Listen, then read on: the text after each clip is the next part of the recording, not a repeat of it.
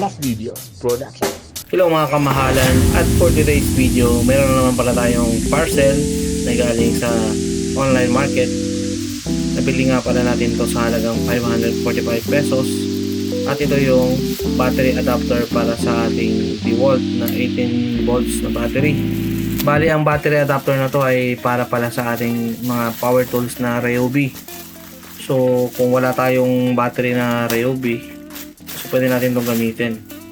Basta may ibang battery tayo na pwedeng salpak dito gaya ng DeWalt.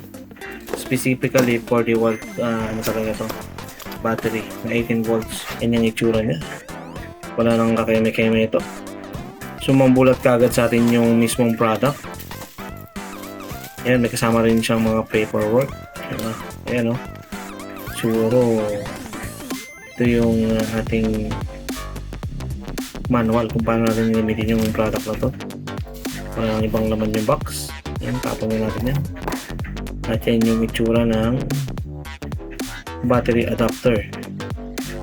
So meron tayong battery dito na DeWalt. Wait lang, kunin natin.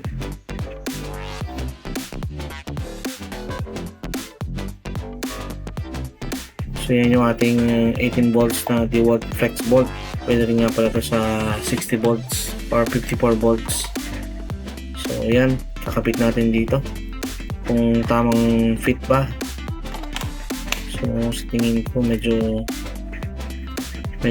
virgin pa, nakakamahalan dahil medyo masikip pa ang pagkakapit. Ayan, pero sumalpak naman siya at hindi naman siya mahirap tanggalin. Ayan, ayos to ah.